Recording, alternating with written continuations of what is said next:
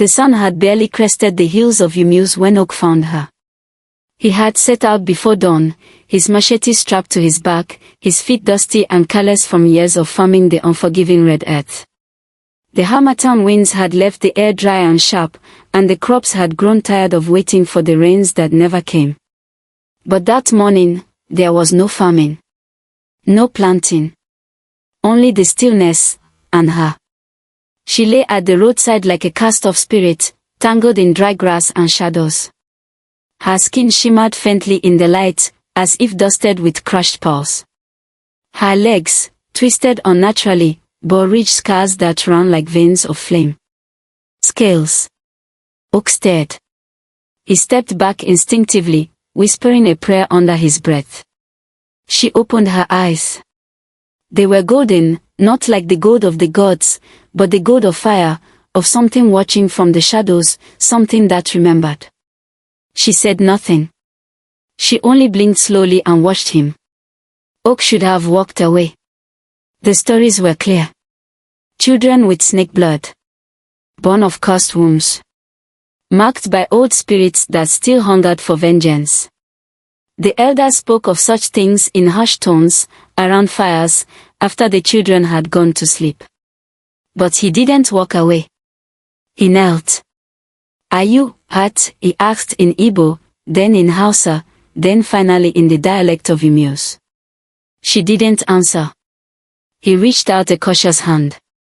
She flinched, but didn't pull away. Her body was hot, fevered. Her breath shallow.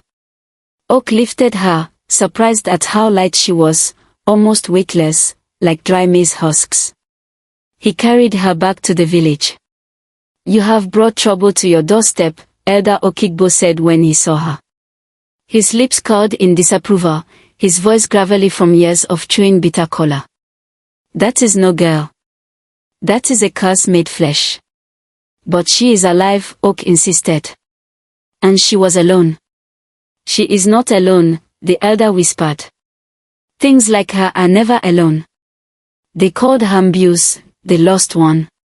She didn't speak for many days. Oche gave her his son's old coat. His son, long dead. The room still smelled faintly of palm oil and sorrow. He gave her food, water, and space. But the village had a long memory. Within a week, goats stopped coming near Oche's compound. Birds abandoned the trees around his hut. His cassava field, once green even in dry seasons, turned brittle and grey. A neighbor swore they saw snakes nesting beneath his cooking pots. Then the children stopped coming to play. Oche tried to ignore it, tried to care for her. But each night, he'd wake drenched in sweat, heart pounding, from dreams of a forest bleeding under moonlight. One morning, Mbuze finally spoke. It was not a voice like other children. It was older. Cold. She sat cross-legged in the yard, her legs bare under the morning sun, scaled patches gleaming faintly. Oche was sharpening his blade when she said, "Do you remember the forest when the moon bled?" The blade slipped in his hand, slicing his thumb. He stared at her. "What did you say?" She turned to him, eyes glowing. "The forest. You were there. The moon bled red that night. You and the others." Oche's breath caught. The forest. The blood moon. The girl. He had locked that memory away, buried it deep. He had been 17. Young. Foolish. Following others. There had been a girl who lived near the forest edge. Strange, quiet. She spoke to animals, they said. Knew herbs the elders didn't. Some called her a witch. He and a few others had followed her. Teased her. Threw stones. She screamed. One boy, he couldn't remember who, shoved her. She fell. Hit her head. Then, nothing. When they returned, she was gone. No one ever found her. Who are you? Oche whispered now. She tilted her head. Mbuze, she said. But not lost. I was watching. I never left the forest. Her skin shimmered again. Oche stepped back. That night, he returned to the forest. Torch in hand. Alone. He walked a path he hadn't dared return to in years. Every rustle, every creak of a tree, echoed with voices from the past. He found the old place, the clearing. The twisted roots. The blood had long dried, but the memory had not. He dropped to his knees. I was young, he whispered. We didn't mean to. I didn't know. Behind him, something moved. He turned. Mbuze stood at the edge of the trees, eyes aglow.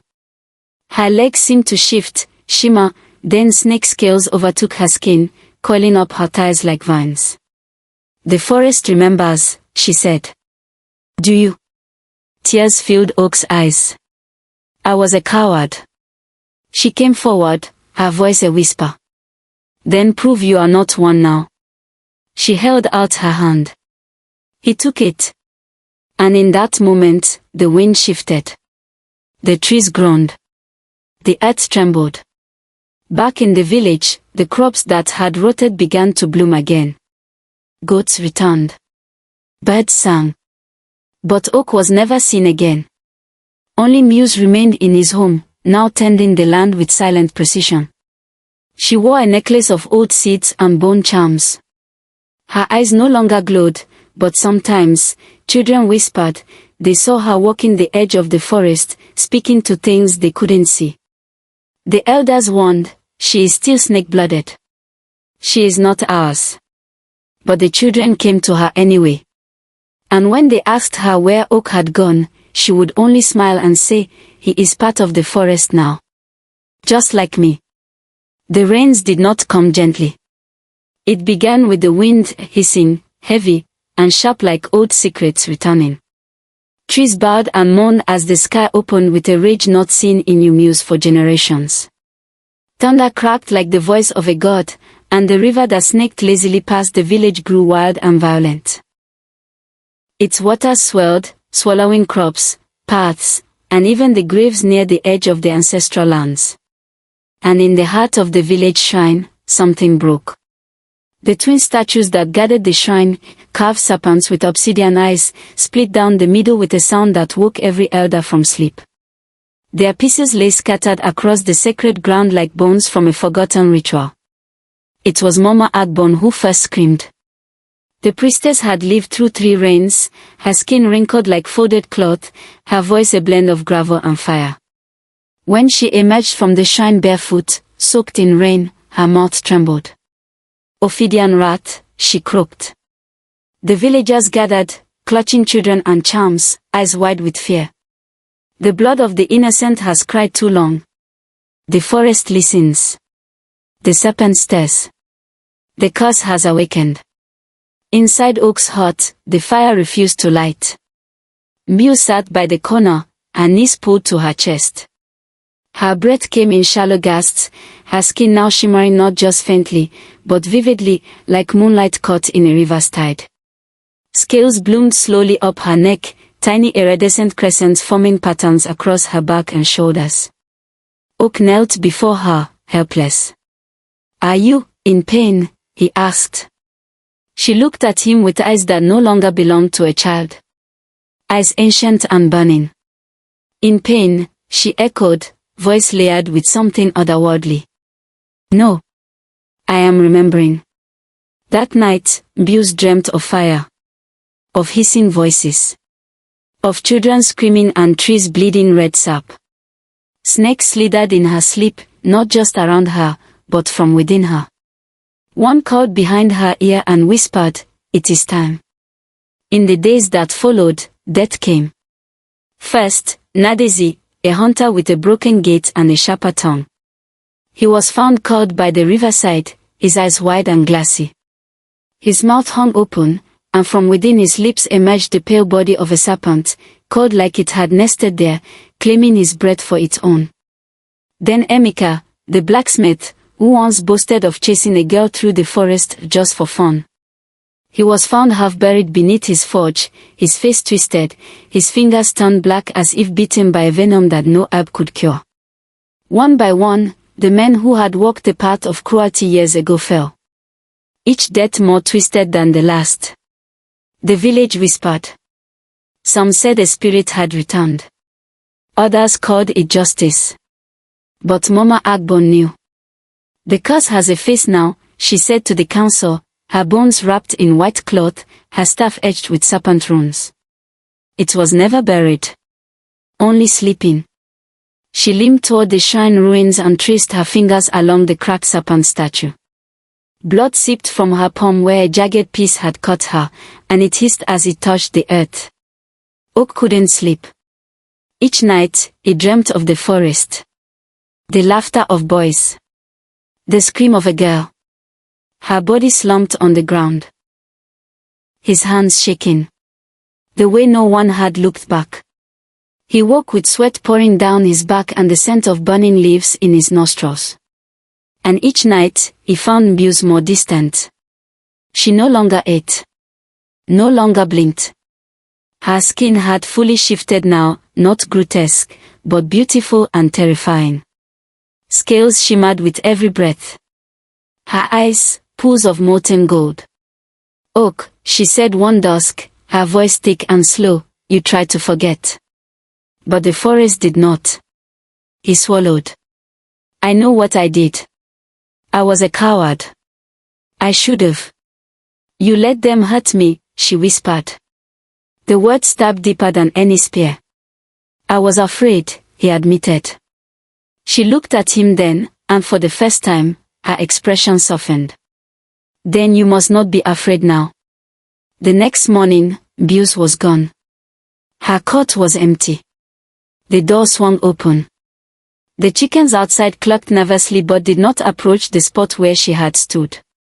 A trail of shed skin led into the bush, each scale like a ghost, catching the light. On the wall of his hut, carved deep and raw into the clay, were words that made Oak's legs buckle. The forest remembers. The blood returns. He ran. Mama Agbon was waiting. She stood at the boundary of the sacred grove, her white robes muddied, her feet bare. She is no longer a child, she said. I have to find her, Oak panted. She is not lost, the priestess replied. She has gone to remember. To finish what began. Oak clenched his fist. What if I can stop her?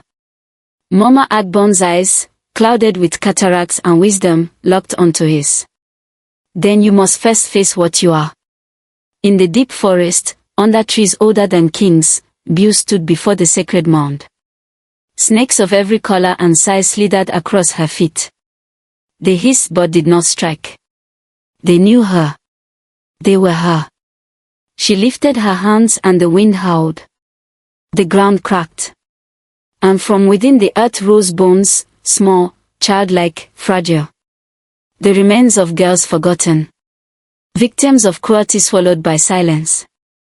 They formed a circle around her, their bones glowing faintly. Mbuze closed her eyes. Let the blood that fed silence now cry loud. The sky darkened again. The forest roared. And far in the village, every mirror shattered, every pot cracked, every mother clutched her child tighter. Oak ran toward the sound. It began with the tongues. First came the midwife's scream. Then the frantic pounding at doors, followed by the wailing of mothers. Infants, just hours born, cried not in high-pitched shrieks, but in low, forked hisses. Their tiny tongues split like serpent tongues, flicking in and out with unnatural grace. Elders fell to their knees. This is no illness, croaked one. It is a sign, whispered another. The signs grew louder with each passing night. Chickens disappeared, leaving only feathers in a perfect spiral. Goats, tethered tight, vanished without a sound. Even the dogs stopped barking, their heads turned toward the dark trees, their tails curled between their legs. Then came the sightings. Children whispered about a great serpent in the trees, larger than any python, eyes like lanterns, watching from the canopy. The brave few who ventured near the forest edge returned pale and mute, unable to speak of what they saw.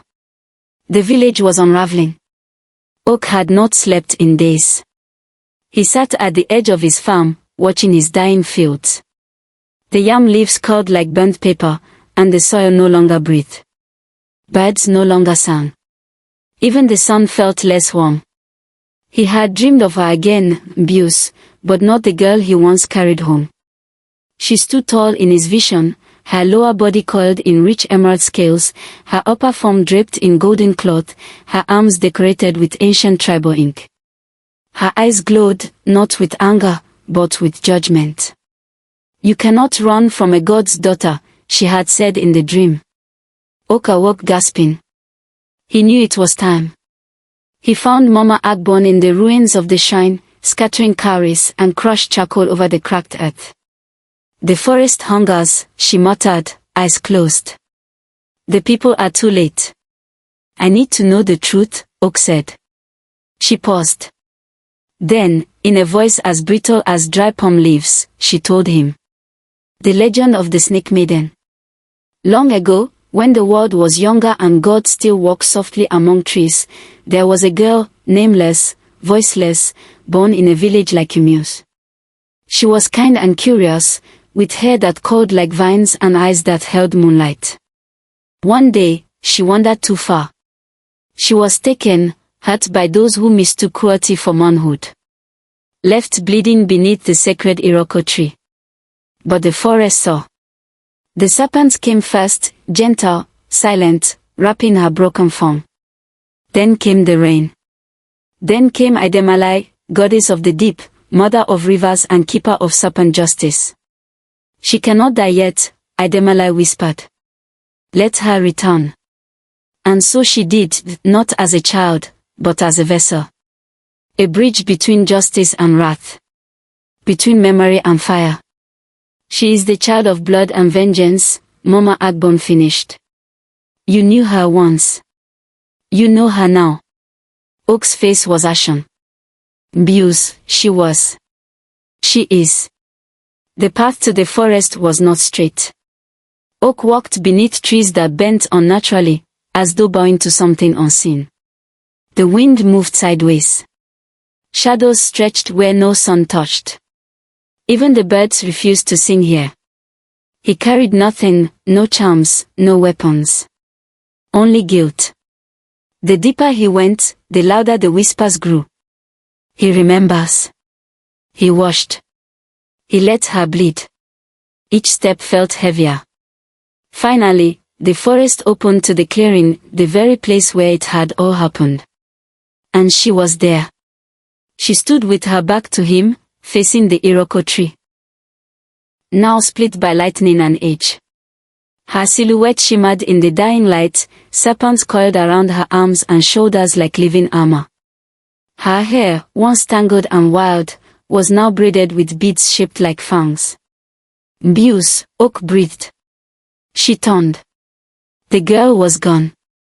Before him stood something else, something divine and dangerous. Her eyes were gold and ageless. Her lower half coiled into a massive serpent body, thick and glistening. Her human skin bore the marks of Idemili, sacred ink across her collarbones, symbols of rain and rebirth. He fell to his knees. "I came, not to ask for forgiveness, but to say, I remember." Silence. "You could have stopped them," she said.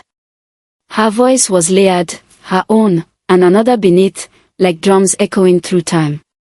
"I was afraid. You still are." He looked up at her. "But I am not hiding." She stepped closer, and the forest paused. "Why are you here, Oche?" "To make peace." Something shifted in her eyes. "Peace," she echoed. "Do you know how many bones lie beneath the soil? How many voices were buried in silence? No peace can repay that," he said quietly. "But I still offer it." She studied him. Then, with a motion like silk on stone, she moved past him, her coils brushing his shoulder, warm, real, terrifying. "I remember the others," she said. I remember their laughter when I screamed. Their silence when I begged. She paused. You tried to forget. They made you forget. And now, he asked, barely whispering. Her mouth curled slightly. You leave. But they will not be so fortunate. She vanished into the trees. And for a moment Oak felt the forest breathe again, heavy and wet, as though mourning something long buried. He stood, trembling. Then turned back toward the village. In Mbuze, the night fell faster than it should have. And from the trees, the serpents came. The village of Mbuze was gripped by terror. Snakes slithered from cracks in the earth, unbothered by fire. Rain came but did not cool. And every night, one more man vanished, only to be found the next morning, eyes wide open, mouths filled with soil or slither tied by cold coils. Each man had a history. Each man had a secret. Each had been there, that night, long ago. They could feel her closing in. And so they gathered. 7 of them remained. Men who had once worn youth-like armor, now grown, married, some with children. But sin does not age, it only sleeps. And now it had awakened. In the dead of night, they met behind the broken shrine, near the charred remnants of what once was holy. We cannot wait for her to take us all, said Ikemba, whose farm had become a den of snakes. She is no longer human, said Obiora, voice trembling. We must end it, before she ends us. Even spirits can bleed, said Nadezi, whose brother had been the first to die. Found with a python coiled around his heart. They made a choice. They sought a dibia, not of light, but of shadow. A sorcerer who lived beyond the hills of Ojini, where birds feared to fly. His name was Ekwensu's Eye. They returned 3 days later with him in tow. Clad in feathers, bone, and ash, the dibia was silent save for the soft hum of a spirit drum tied to his belt. He carried a single spear, wrapped in crimson cloth, humming with heat. This is no ordinary blade, the sorcerer whispered. It holds a spirit of fire, taken from the belly of a volcano. Forged to pierce serpent flesh. It will burn what the gods have tried to protect. They knelt in thanks. None noticed the ash fall from their fingertips as a silent curse followed them home. Far from them, Oak was weeping. He had learned of their plan from his cousin, one of the 7, now too afraid to sleep. Guilt gripped Oak like thorns around his throat. He ran through the village, seeking the only person who still listened to the earth. He found Mama Agbon at the riverbank, whispering to the water. They are going to kill her, he gasped. Mama Agbon did not flinch. They will try, she said. But vengeance leaves no victor. I must stop them. The old woman reached into her basket and pulled out a calabash, sealed with red wax and bound in faded twine. This is the Okukumyo, she said. The calabash of spirit eyes. It reveals the truth behind vengeance, shows the heart of the cursed. He took it, hands shaking. Open it only when the blood is about to spill. Not before. Not after. That night, the men gathered in the ruins of the shrine, their faces smeared with chalk, the fire spear resting in Nadezi's hands. The air was heavy. Mbuze came without warning. She descended like a storm. A great wind howled. The fire turned blue. And from the trees, she emerged, coiled, radiant, terrible.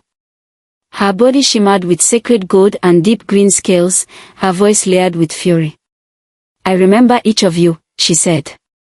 And then the visions began. To Ikemba, she showed a girl, tied with vines, crying for her mother, and a young man laughing as he washed. He screamed, collapsing as invisible snakes bit at his soul. To Obiora, she revealed hands pressed over her mouth, teeth sinking into her shoulder, and a boy whispering, shoo. No one will believe her. He wept blood. To Nadezi, she showed the worst, silence. A boy who stood apart, watching. Doing nothing. saying nothing. Then walking away. I was afraid, he shouted. You were a witness, she replied. Then the serpent struck. Oche arrived breathless, just as the fire spear flew.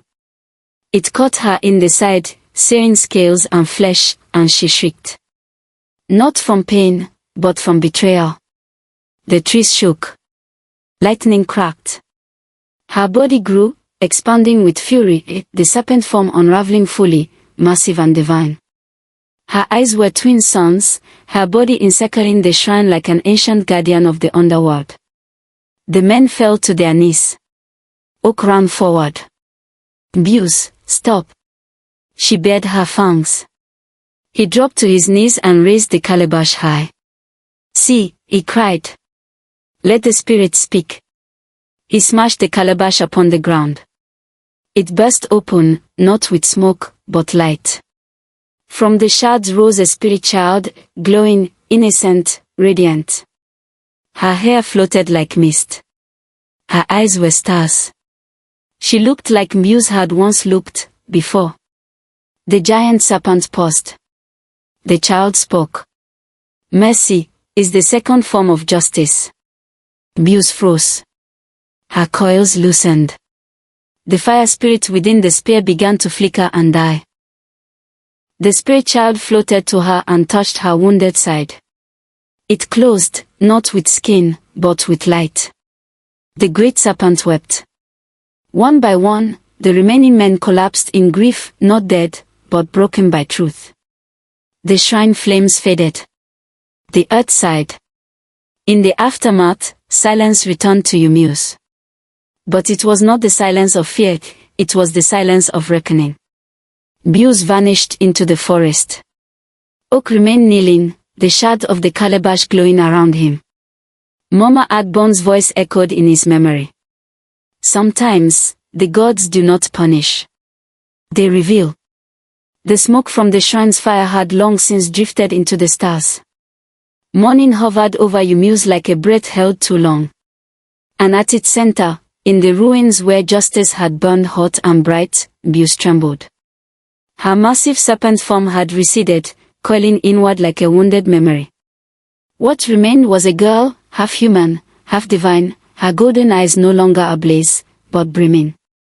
She wept. Not the tears of pain, but the tears of a soul finally seen. The villagers, peeking from behind doors and trees, watched in stunned silence.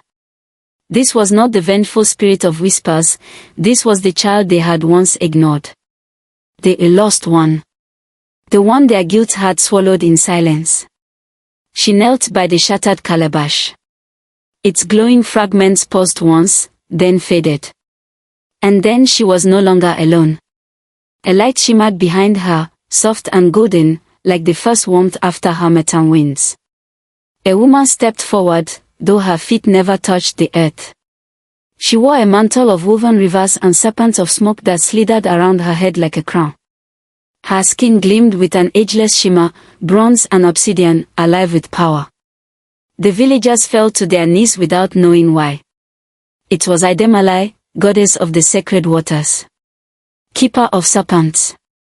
Arbiter of balance.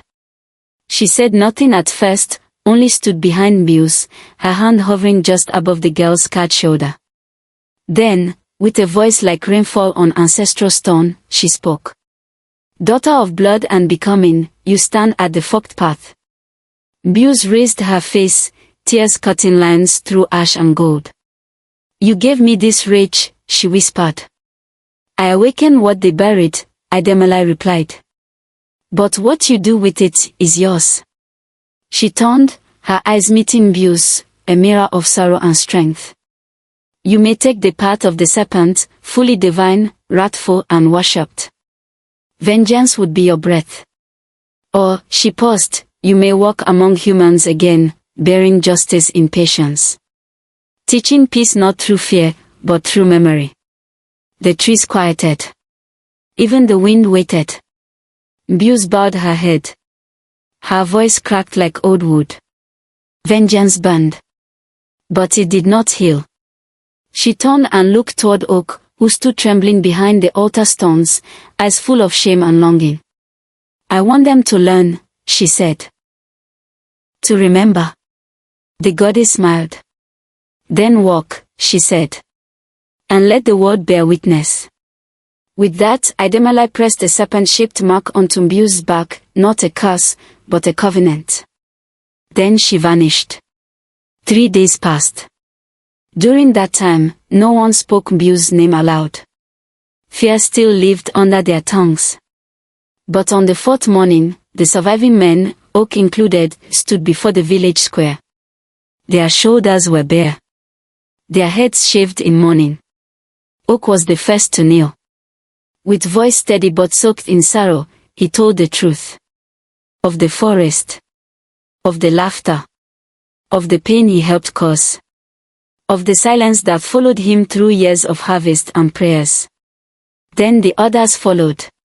One by one, their confessions spilled like rot from old wounds. No one clapped. No one cheered. But no one turned away either. Shame would no longer hide in the corners of Mbuze. It was Mama Agbon who stepped forward to speak last. She raised her staff high. "We do not cleanse evil by forgetting it," she said. "We cleanse it by carrying its memory with care, like hot coal in our hands, until it becomes light." Then she called forth Mbuze. The girl walked slowly from the edge of the crowd. Not bowed, not proud, only steady. She stood before the men who once destroyed her. And in the silence, she spoke. "You may never deserve forgiveness," she said. "But I will not carry you on my back anymore. I release you, and I carry me now." Some wept. Some collapsed. All listened. That day, Oche, before all eyes, came forward and dropped to his knees once more. This time, not in confession, but in petition. "Let me be your father," he said. "Not by blood, but by choice. Let me walk this second life alongside you." Mbuze looked into his eyes. Then nodded once. He broke down in her arms. A new season came. And with it, a new shrine. But it was not a shrine of worship. No incense burned. No goats were slaughtered. Instead, it held stories etched into wood and stone. At its center stood a carving of a girl, not fully human, not fully serpent, but standing tall, eyes glowing, hand raised in warning and welcome. It was not a temple. It was a reminder. Mbuze, now high daughter of Idemili, became a priestess, a living memory of divine justice. People came from far villages not to beg, but to learn. They asked, "How do we raise boys who don't become monsters? How do we listen to the cries beneath silence? How do we carry pain without passing it on?" She answered not with spells, but stories. Even still, some feared her. That was expected. But in time, the fear softened. Old women touched her feet in thanks. Children brought her flowers and called her Eneni Mbuze. An Oche, now grayer and slower, walked beside her, never seeking to forget, only to atone. Mama Agbon passed months later, her final words whispered into Mbuze's ear. "Justice grows when the soil is rich with truth." She was buried beneath the roots of a fig tree, wrapped in white. Years passed. And one day, a traveler walking along the red earth road into Mbuze stopped beneath the morning sun. There, standing by the roadside, was a statue, worn by time but strong. A girl, carved in clay and stone, eyes shaped like serpents. One hand was outstretched, palm open. The other clutched a coil of rope, not binding, but unraveling. At its base, the words were carved in soft, fading ink. She was found by the road, but now she walks every path. The traveler placed a single cowrie shell at its feet, bowed once, and walked on. Behind him, the dust settled. And far in the trees, a golden glimmer flickered, watching, waiting, remembering. The end.